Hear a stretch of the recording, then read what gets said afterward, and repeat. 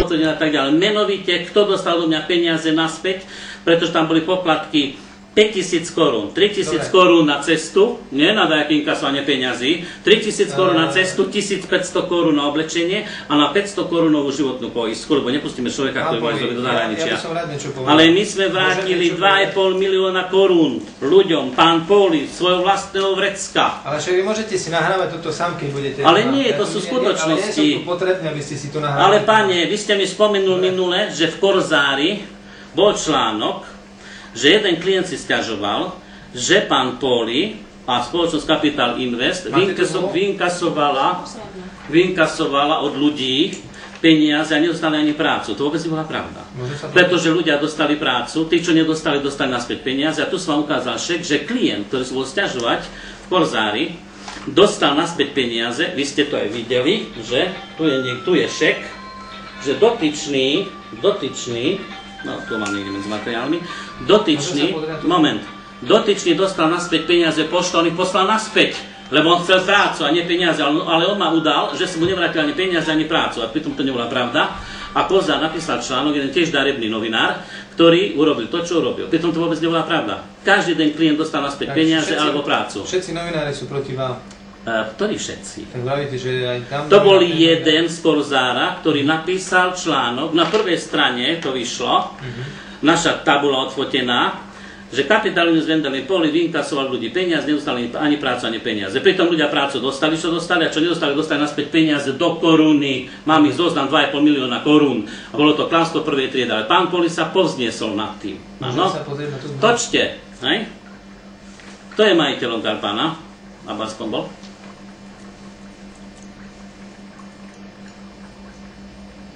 No to je Stanislav Kulík, ktorý bol majiteľom Karpana, ale súčasná prevádzkovateľka, ktorá je teraz tam už niekoľko rokov, nemá s vami zmluvu. Pán Urbančík. Bolo to podpísané v roku 2002, áno, moment. A vy vyberáte peniaze... Nevyberáme peniaze za členstvo. Teraz vyberáte. Ale my vyberáme stále. Prečo? Nech to sa chce stať členom klubu, nech si zaplatia, mu poskytneme všetké možnosti. Pretože nejaká zľava 20% reštaurácií nie je veľmi podstatná pre členov klubu. Keď dostáva tovar od nás 20%, 50% zľavou, keď mu robíme full service celý život, keď niekto z jeho rodiny chce ísť robiť do zahraničia, my mu prácu vybavíme, ani nezaplatí poplatok, letenky za ňu zaplatíme, ako aj teraz. Dobre, zadarmo, čo poviete.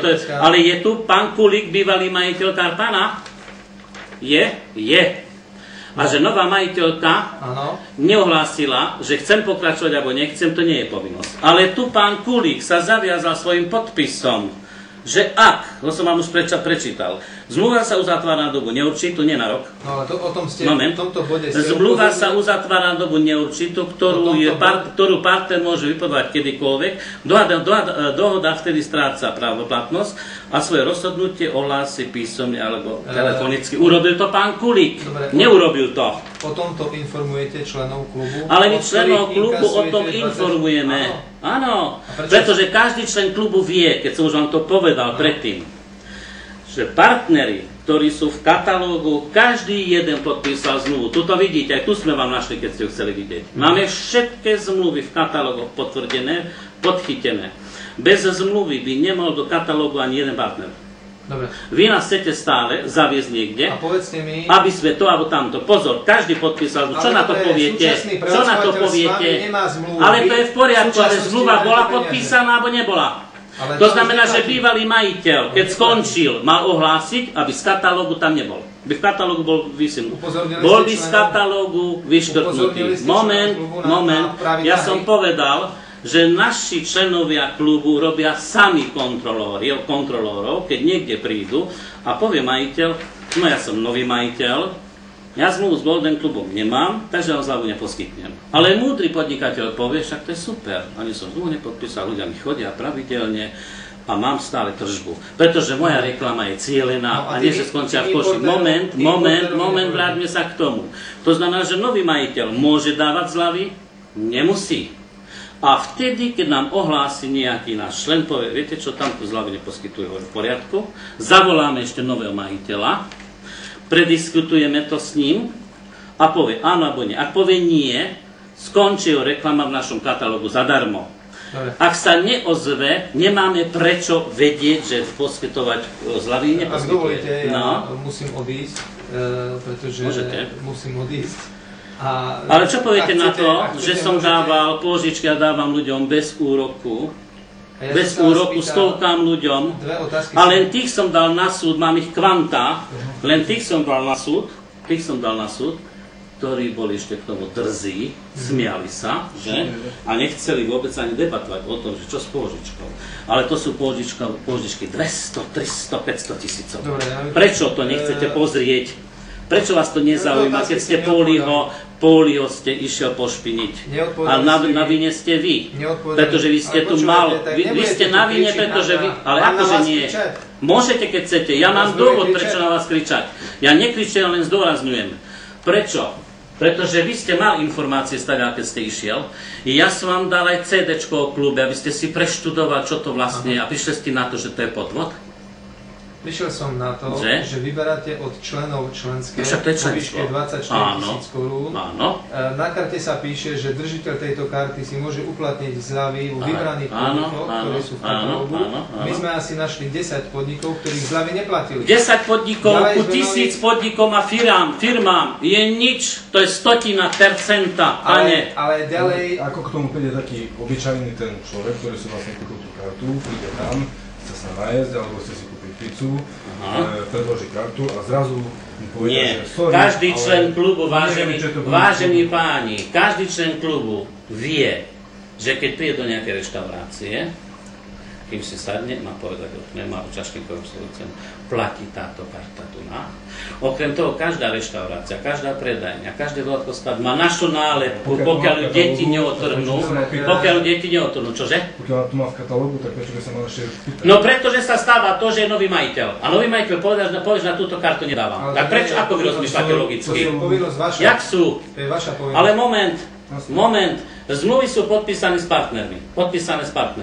A vy hovoríte, ako príde k tomu dotyčný, keď pôjde do reštaurácie, že sa naje a nedostane zľavu. Predtým, keď príde do reštaurácie, ukáže kartu, platí tú kartu a povedia áno, sadnú si. Keď neplatí,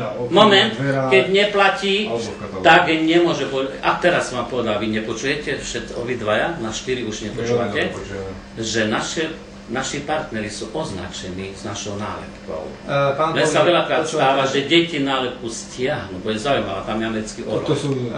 Ale nie je podstatné, čo je na obchode, čo je nalepené. Počkajte, nie